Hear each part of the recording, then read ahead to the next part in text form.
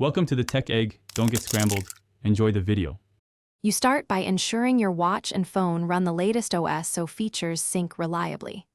Once updated, pair devices and enable notifications, do not disturb schedules, and quick reply templates to avoid interruptions.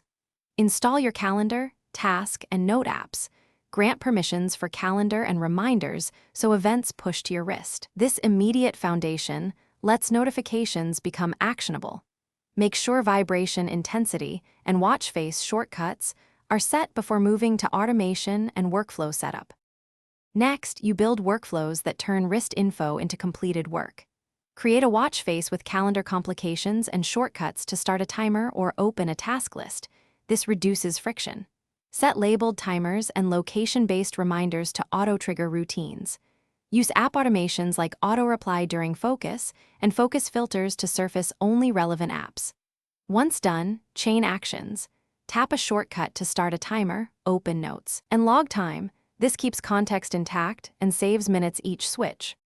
Finish by testing each workflow end-to-end. Run a full session from notification to task completion to ensure transitions are smooth. Make small refinements, shorter labels, different complications, or alternative quick replies so actions fit your rhythm.